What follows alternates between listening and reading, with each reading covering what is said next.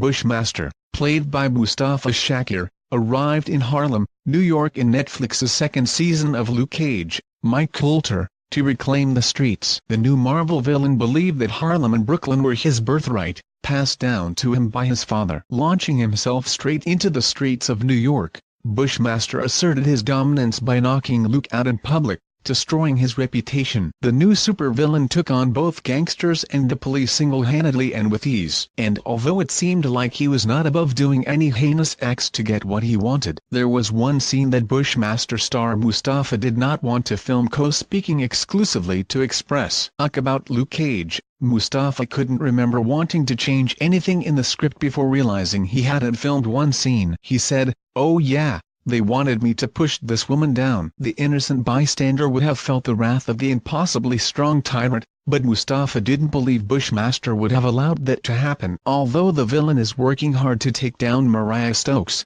Alfred Woodard, Mustafa sees her differently. He continued, "Although I'm going after Mariah, she's like the devil to me." I was just like, nah. He's not going to be abusive to women. She doesn't have a gender. Mustafa kept this theme throughout his performance of the character, who regularly dealt with the devious Tilda Johnson, Gabrielle Dennis. Mustafa also spoke about how he was eager to work on Luke Cage as part of the predominantly black cast, but never once raised a hand towards her. He explained, "It's very important. Representation is under-recognized as necessary.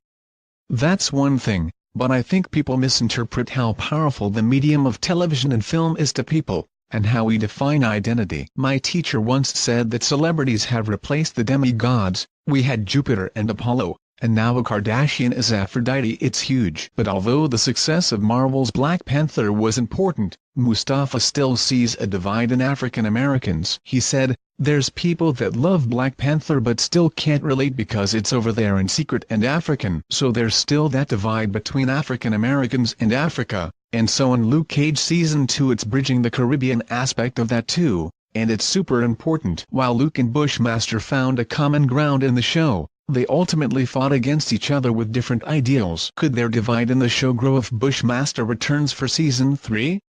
Luke Cage Season 2 is available on Netflix now.